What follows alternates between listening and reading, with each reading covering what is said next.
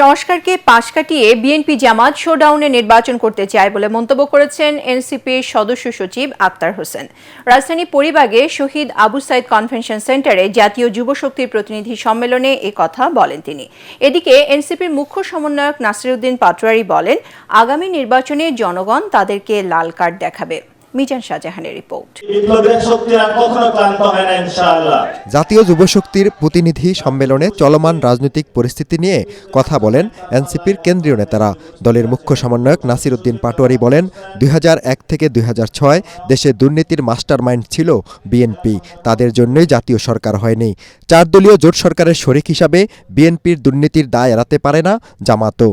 আপনারা 2001 থেকে 2006 পর্যন্ত জামায়াত ইসলামী সহ প্রত্যেকটা সেক্টরে বাংলাদেশে দুর্নীতি করেছেন। বিপ্লবী একটি সংবিধান বানাতে পারতাম, তাহলে দুর্নীতির যে মাস্টারমাইন্ড তার পাল্লায় বর্তমান দেশ যে পরিস্থিতি আছে এটা করতে হতো না।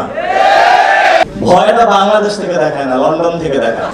আমরা কি অনলাইনে কাউকে ভয় পাই? বাস্তবে কাউকে পাই না, অনলাইনে ভয় দেখায়। 300 আসনে গডফাদার দিয়ে শেখ হাসিনা নিস্তার পায়নি।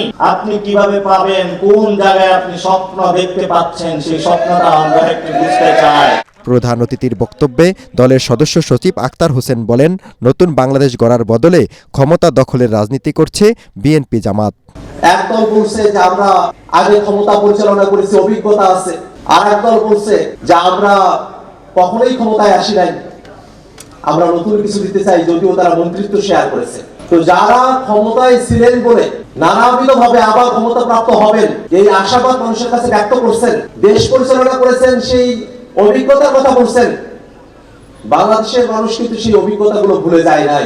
নির্বাচনের একমাত্র এজেন্ডা হওয়ার কথা ছিল সংস্কার, কিন্তু নানাভাবে এই নির্বাচনটাকে একটা শোডাউনের নির্বাচনে পরিণত করা হয়েছে।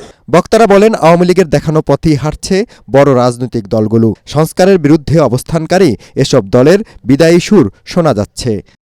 মিজান শাহজাহান, এটিএন বাংলা, ঢাকা।